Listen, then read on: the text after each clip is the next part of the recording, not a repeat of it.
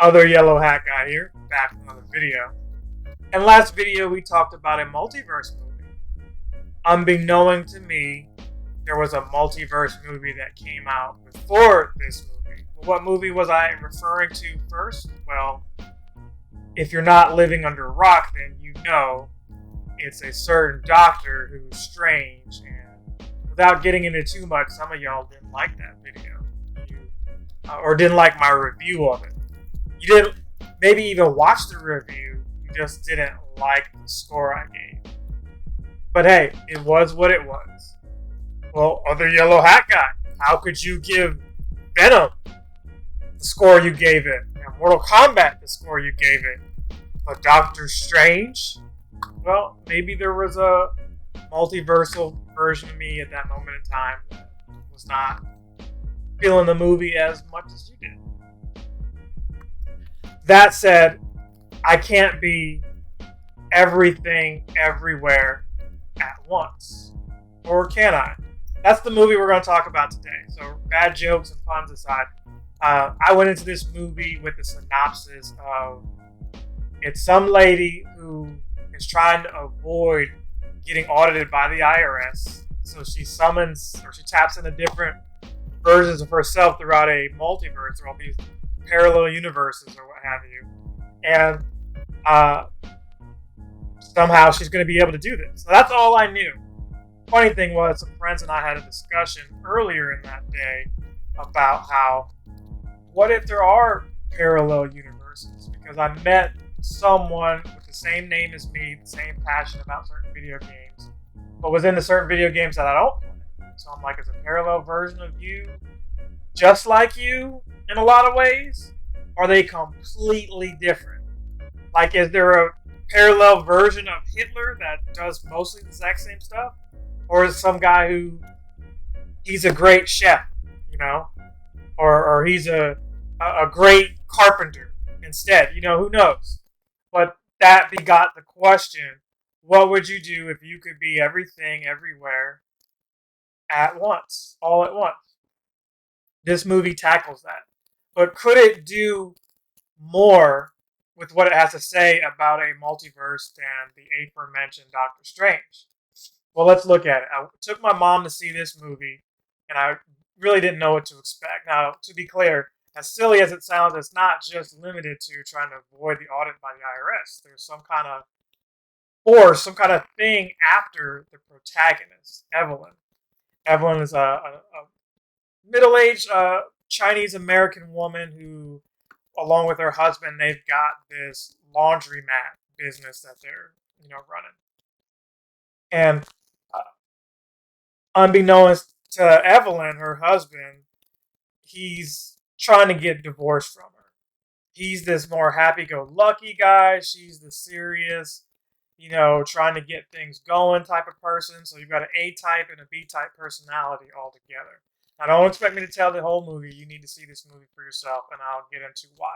Because it starts out slow. This movie is actually into chapters, almost like its own book. First chapter is everything, okay? And with everything going on, you kind of get a background as to what Evelyn is like in her life. It seems like just an average life, but she probably could have done so much more had things gone differently. You see her father, and I can't remember who the actor's name is, but he's the guy who plays the host in the Chinese restaurant episode on Seinfeld. He's been in numerous things, so forgive me for not knowing his name. He's in this movie, and what you find out is her husband, Raymond, while they're on an elevator going to the IRS, suddenly things change. He blocks one of the security cameras in the elevator and informs his wife that, hey, you need to listen to me carefully. Switch your shoes, put your left shoe on your right shoe, switch feet and everything, and there's something going on, and these agents are after you. So it felt like 1999's Matrix movie. It really did, because it went from a normal kind of situation to, hey, somebody's trying to kill you and we don't know why. And she's able to put on these headphones And Raymond is trying to teach her, hey, the ropes. You need to tap into other versions of you quickly. You need to be adept. And he lets her know, hey, I believe in you because you could be the Evelyn that, unlike all the others that have failed, can take on this force that's after us, right? So Raymond goes from this happy-go-lucky, peaceful guy to suddenly he knows martial arts, and it's because he's from this alpha verse, this alpha universe, and he's learned other versions of himself, their abilities, like martial arts. And Evelyn just can't believe it. She thinks this is some kind of prank, like Ashton Kutcher is going to come out and be like, "Ah, you're on pump." But no, it's real. She sees people die. She sees police officers who are controlled by this force try to kill her and her husband, and even the IRS lady is being a colossal douchebag. Surprise, right? To her. Evidently, they mismanaged money. They had some expenses that they've written off and can't write them off or what have you. But Evelyn doesn't seem to care. She's distracted because of what her parallel universe or other universe husband is trying to tell her.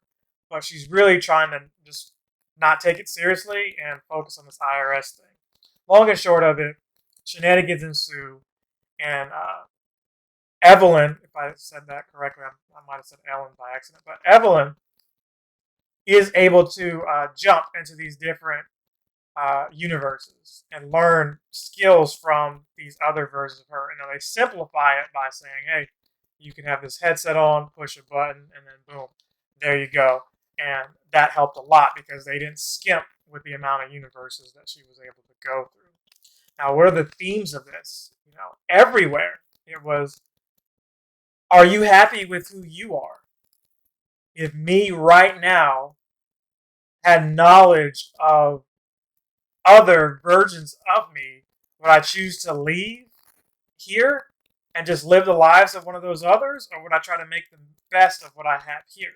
Excellent question. There are themes of nihilism here, because when Evelyn finds out who it is that's manipulating everything, she feels personally responsible, and she has to make that decision on her own if all of this means nothing, or does it mean something? And if it does, why?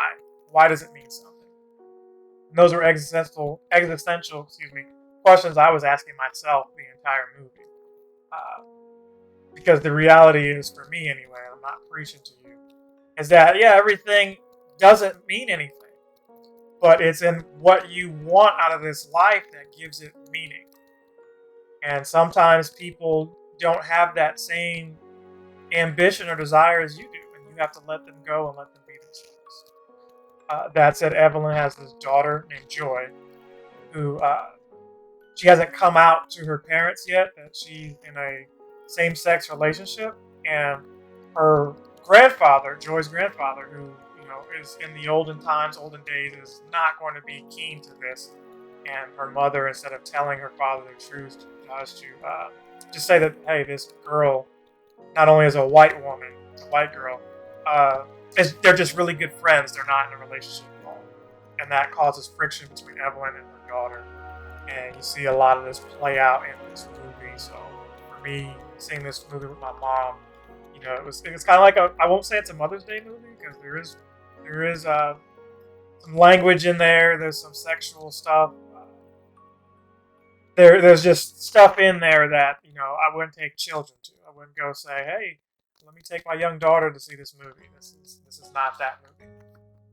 But I highly enjoyed this movie, because if I could look at it for what it was like, well, why is this Evelyn that special?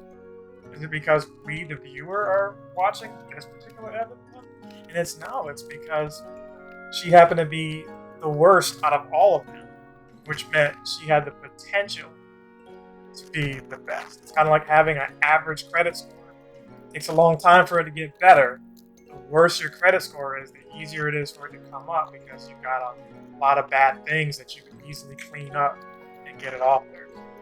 So it just had me thinking, what if other yellow hat guy is the worst of the hat guys, and that's reflective in my YouTube views? Does that mean there's another yellow hat guy? Or maybe it's not a yellow hat guy at all.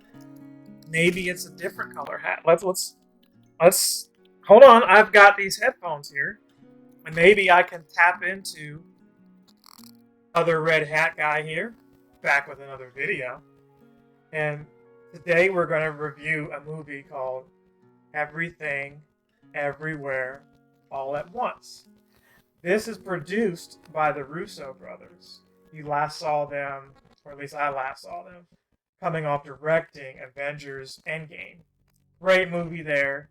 They did a lot with all the characters they had there. What could they do here? That alone attracted me to this movie. I did see other reviews from other people saying that this was a good movie and that was a great experience. And I wasn't sure if it was going to be all the hype around it, but there was less hype around this than Doctor Strange. So I went into this seeing it for what it was, and part of me was like, wait a minute. Is there going to be fighting in this? Why didn't they get Jackie Chan?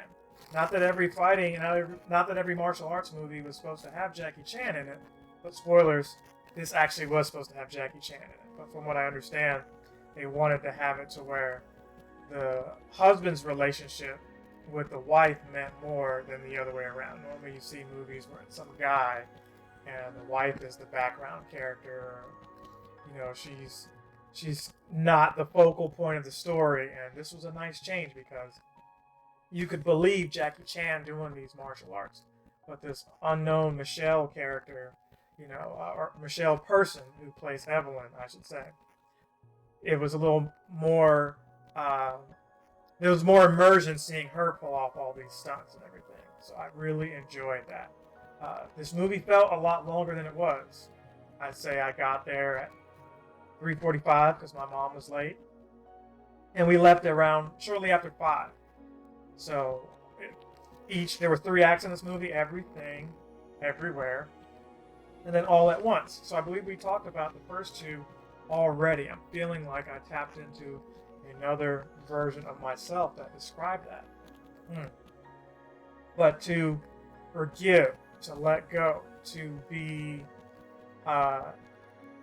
present, those were themes of this movie, and they really resonated with me. As a matter of fact, I would say that I'm going to give this a 10 out of 10. Part of me wants to find flaws in it to why it wasn't a 10 out of 10, but every little thing had its own significance, even the parts I was just like, not necessarily understanding or wanting to see, but they all had a purpose because everything boomeranged around to Evelyn just being happy with who she was. She had to do that first to understand how she affected other people.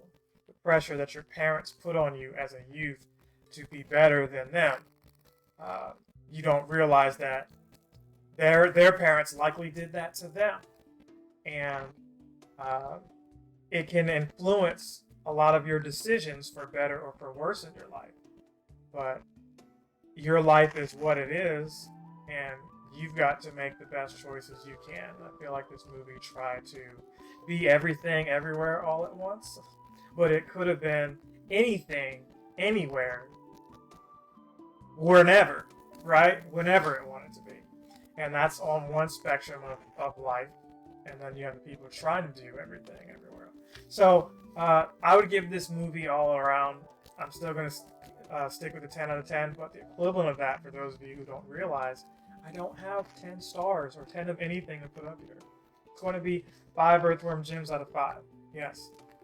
Not only is it a really great movie, in my opinion, I almost want to say perfect movie, it's probably my favorite movie now. It's probably replaced Forrest Gump as my favorite movie. My favorite movie has changed from time to time. It used to be The Departed. It used to be Waterboy, Forrest Gump for the longest, and now it's got to be this one. But I'm going to have to watch it again to confirm that. But as of right now, I'm going to say that it is. So for other red hat guy here, and why does it have to be a hat? Could it be other shoe guy in another dimension? I don't know. I'm rambling at this point, but I hope you enjoyed this video. But if you didn't, let me know in the comments. Be sure to know that I'll look. I'm not going to say I'll care, but I will look. And if I don't see you again, remember to like, comment, subscribe, share. Have a good afternoon, good evening, and good night. Captain Sensation!